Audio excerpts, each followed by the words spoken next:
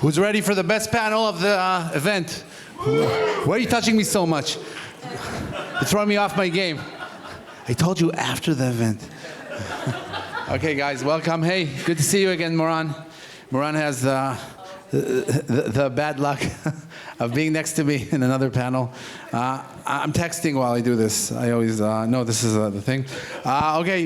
This panel is a no bullshit panel. It's CISO for CISO. We're all CISOs here. We're not going to fluff up anything. It's going to be fun. So let's start off by introducing each other or ourselves, and not just about, oh, I'm a CISO, I'm amazing, security, blah, blah, blah. I want to know, like, did you want to be a CISO growing up? My joke is that I got bit by a radioactive CISO when I was young, and I got these superpowers.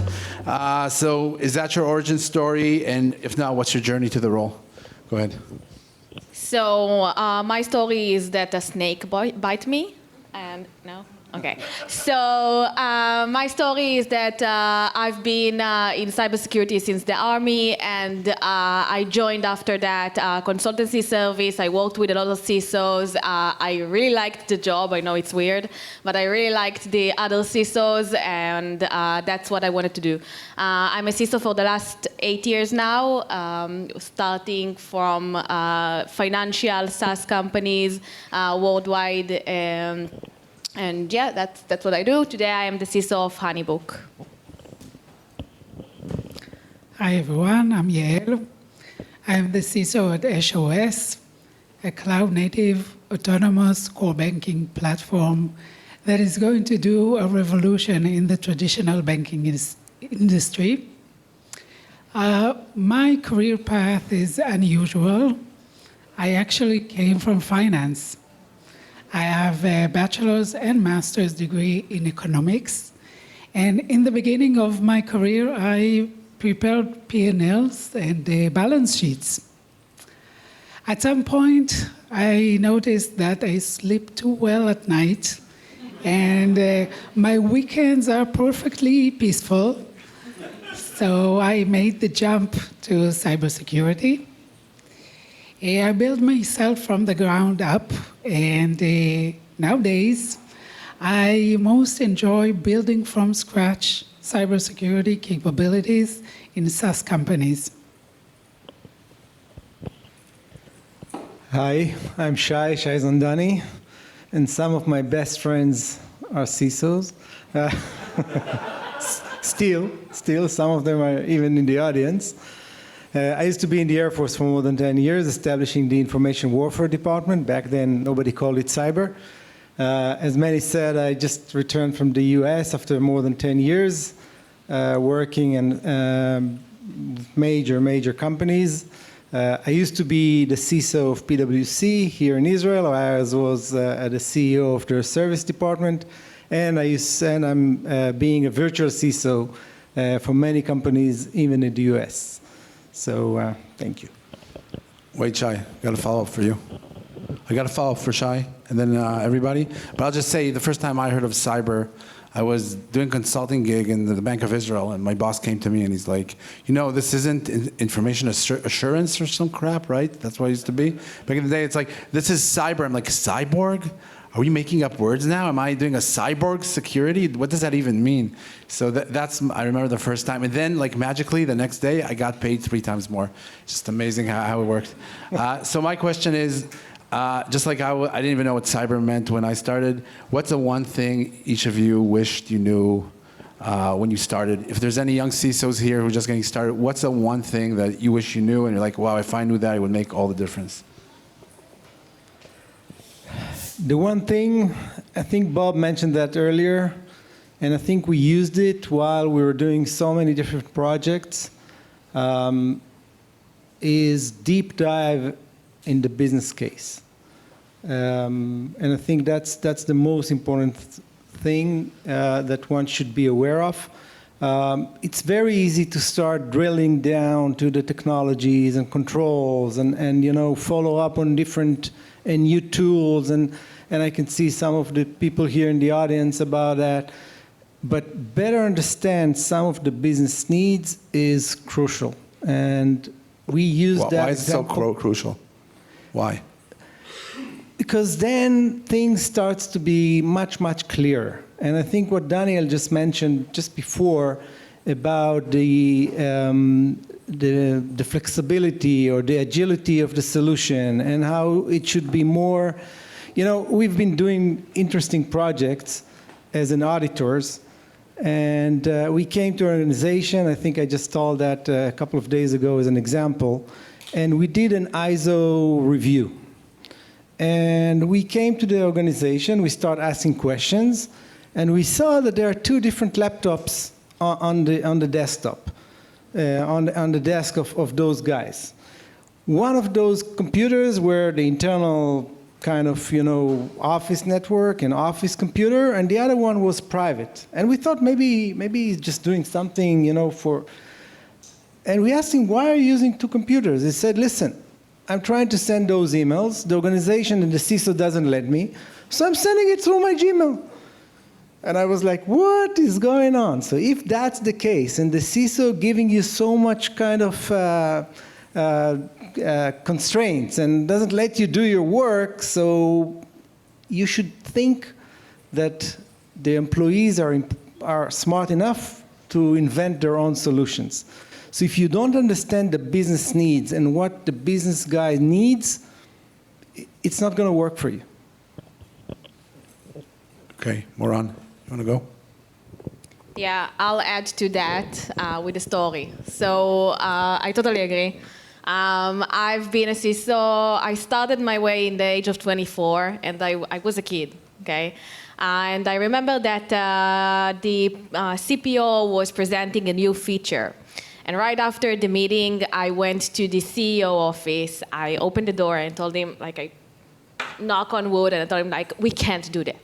We cannot do that. We have a privacy regulation. We have security issues. We have this and that. I can't do it as a CISO. I can't approve it. And he told me, go to your office, think about it, make it happen. How we can do it. And I totally agree with understanding the business and understanding how to enable the business. I learned my lesson back then, and it made my way into the CISO role much better. Yeah. Oh, you don't want to answer that? Okay. That's, by the way, you did want to. Okay. So let's do some dirty little tricks, right? We're all CISOs here. Ooh, yeah. Turn off the light. This is that was a cue. So.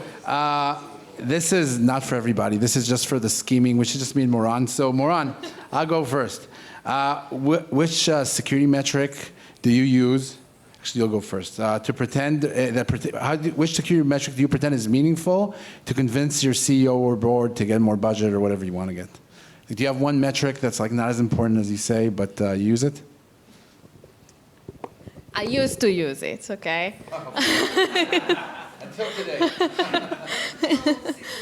I think that ISO 27001, it's a very easy compliance to have in any company, and it's very flexible, so you can make everything happen with it. So it's a bombastic way to have the ISO 27001 audit, although it's a very easy one if you understand how to do that. So my little trick is I normalize stuff. So I'll just take a KPI. I'll be like, okay, this is the fintech standard. I'll just, just make some number up. Be like, according to the fintech standard, our cloud security is 3.2. It should really be a 4. And, this is how we get to 4. I can get to 4 this year. And it's like police, and, anybody from the U.S. knows the police playing with the stats, right? So it's basically what I do. I don't always do it, but sometimes, you got to do what you got to do. So if you don't have a stat that helps you prove your point, and you really want to make your point, just make up the stat. So that's my little CISO trick. I'm sure Yael doesn't want to partake. Yael's a straight shooter, so I'm going to skip that question for you. Okay, next one. What is the most ridiculous vendor promise you've heard this year? What's your all-time favorite bullshit promise? Let's start with Yael. So discuss different questions. Come on. No, but, you don't want to go? Okay, Moran. She's from the bank. They don't let her speak. Sorry, I missed the memo. Do you want to go first?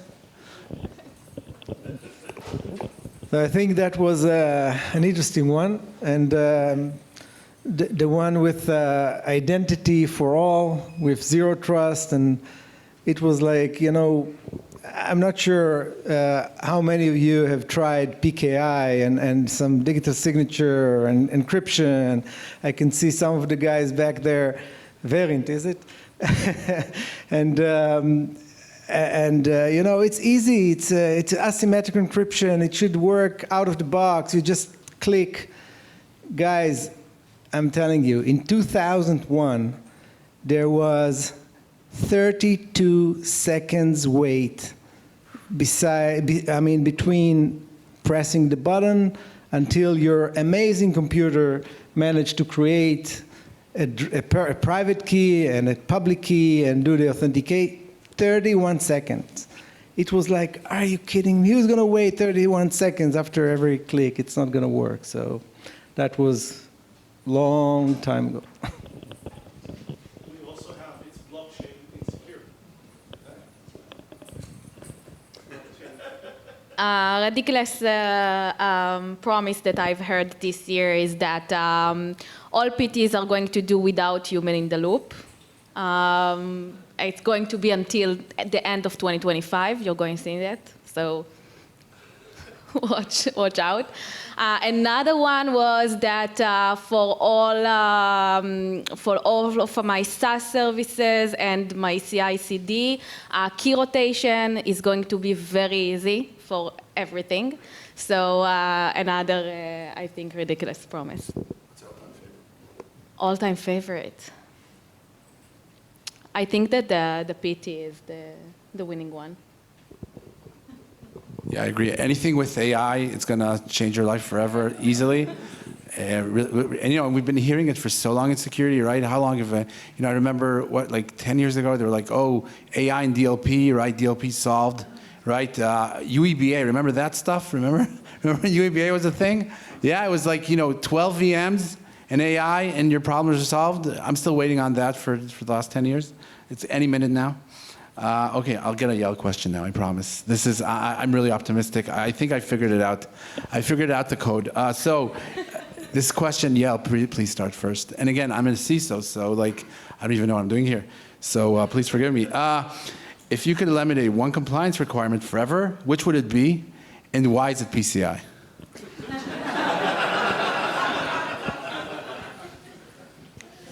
Well, I don't know how many people here worked with the Bank of Israel. Bank of Israel has directives called Nabatim, and some of the Nabatim take PCI. They are outdated, and sometimes they are disconnected from reality, especially reality in the way we work in SaaS companies. For instance, Nabat 359A about outsourced vendors that has requirements that are nearly impossible to enforce. And don't get me wrong, I'm all in for regulation, but compliance needs to evolve and protect innovation and not suffocate it. By the way, Nabat isn't some tribe in the desert, even though it sounds like that. It stands for, I think, proper banking policy, something like that. Yeah, I remember back in the day. Another reason why I'm happy I don't work in a bank. So yeah, I'm with you. Like, cancel them all. I don't mind. I actually agree with PCI. Yeah, it's too... and it's similar to Nabat, by the way, with the outdated requirements that are, and we have it in many others. We have outdated requirements for startups and for so many versatile companies that need to obey to regulation that actually require you to buy some solutions with no reason, have audit logs for too long, and not doing the actual security frameworks that should protect your company. Actually, I used to dream really that I'd work in a company that doesn't have any compliance requirements. And then I got to do that. I got to lead security in a NSO group. I was like, yeah, no security requirements. And like after 6 months, I'm like, fuck, no security requirements. Because every time it comes to something like, we need to do this, like, why? Because I say so, because it's important, and you don't. And like, I work in a payments company now, and like the PCI card is such a great card. I love that card so much. We're going through an audit right now. I just asked the auditor to write me a nasty letter to help me push some stuff that I left for the end of the year. So, you know, I love PCI. PCI is such a great driver for things, but and I think, you know, PCI is tough, but the thing with PCI is you got the QSAs doing it. And for the banking policies, you got the Bank of Israel, and they have zero chill. Is anybody here from Bank of Israel? Stand up for some applause. Yeah. I think you win here. It's a competition. I'm taking score. The winner gets a new policy. Okay, let's go to another one. What's the one habit that you implemented, and I'll start with you, Yaron, that improved your security posture the most? So if you look back at all your years, what's the one habit that, you know, your go-to habit to improve security posture?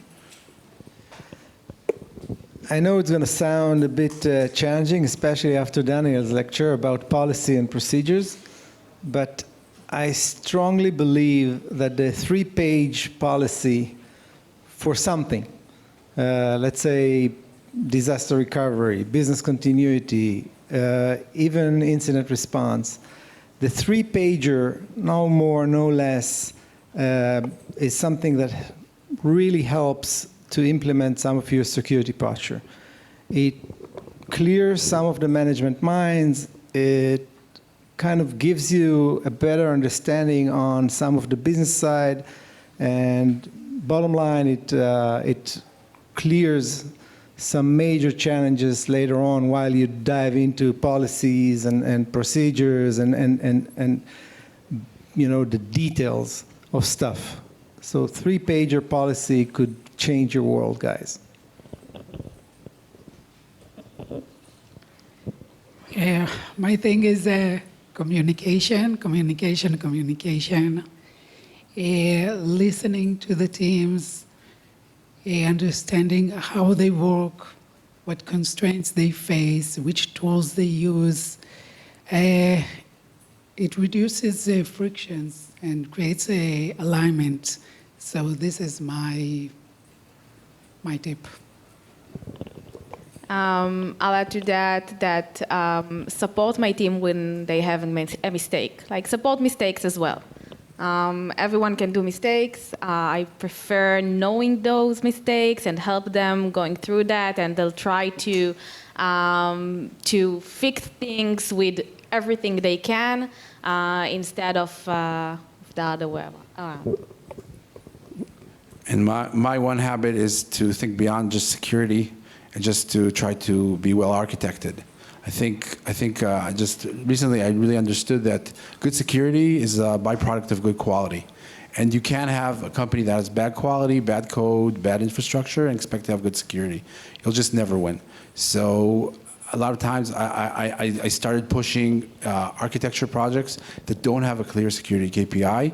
And a few months later, we see improvement in security as well. And if it's working with startups that go to preventive measures and stuff like that, and suddenly, and you know, right off the bat, you're like, whoa, it's preventive, it's not something that's happening now, but down the line, you're really a lot more secure and your posture is really high. So just looking at it from a slightly wider angle really helped our posture in the last few years, not being reactive. Okay. Let's ruffle some feathers, guys. What do you think? What's your most controversial security opinion? Let's start with you.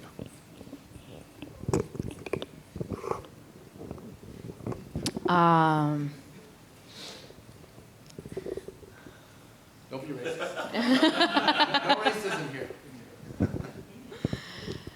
So the most controversial security opinion that I have. Security is a process, not a product. Means whatever product that I have Wiz, I have whatever product. It's not enough. I need to build a process around it, and shame on me, I like processes. So I like policies, I like processes, and it might be controversial.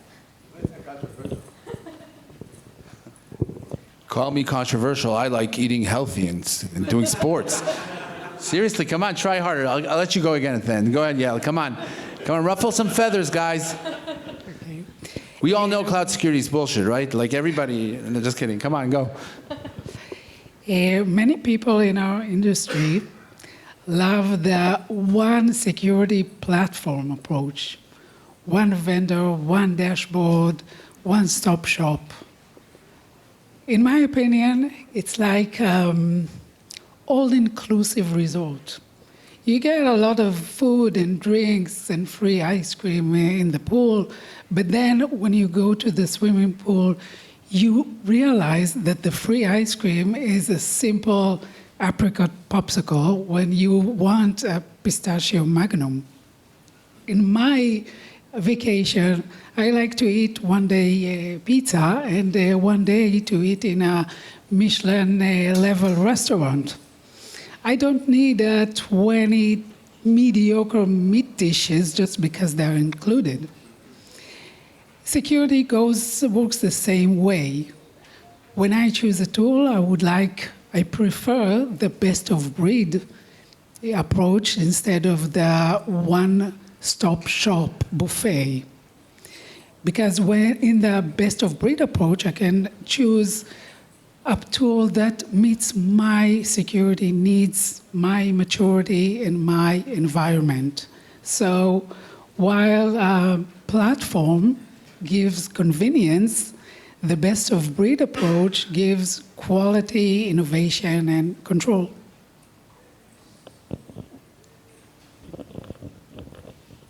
Go ahead. We have time, or? No, nobody told me otherwise. What? Oh, yeah, we have time. I see the time, we have it. No problem, because we still have the AI question. No, they already did the AI. We don't have to do the AI question. Don't worry. No AI, no I was AI. late, so I didn't have to do the dumb AI question. Go ahead. Just quick one, and some of my team members and that I've been working many years are here, and I think they can justify and testify. On every crucial security project, I used to have one non-security guy participate. That's, again, to see something from a different perspective, to see something from the user perspective, to see something from the business perspective, somebody who doesn't think security-wise. Because I strongly believe that in some cases we are pretty much stuck on some of the solutions, on some of the product, and some of the way that we've been doing things for many years. And I want to break that kind of, out of the box questions or perspective. I'll let that slide. That's not so controversial, but that's actually really nice. I like that a lot, but that's not the question. I'll just give you my controversial. I think there's some companies that deserve to get hacked. And I would never, ever work there in a million years. And I feel bad for the CISOs. It's like sometimes you see these couples and you're like, oh my God, I feel so bad for whoever, the husband, the wife, like, oh my God, what a toxic couple. So you see that in companies. Some companies suck and they're going to get hacked. And thank God, because they'll make me look good when I get hacked, and it won't be that bad. So that's my controversial opinion. Some cultures lead to bad practices that will lead to getting hacked. And our job as CISOs is to stay away, to do our due diligence and not to take those jobs. And if you look back at every time you had a company who's like, oh my God, they're about to get hacked, you could have known that in the beginning and saved yourself trouble. So I feel bad for a lot of you that you probably work in those companies, and you should leave. The market's on our side so far until AI takes over. Last question. Rapid round, really, you have a few seconds. Let's end optimistically. What is your optimist take about the future of cybersecurity? Like, what's going to be good? What's going to get better? We are still going to have jobs. Is that good? I hate my job.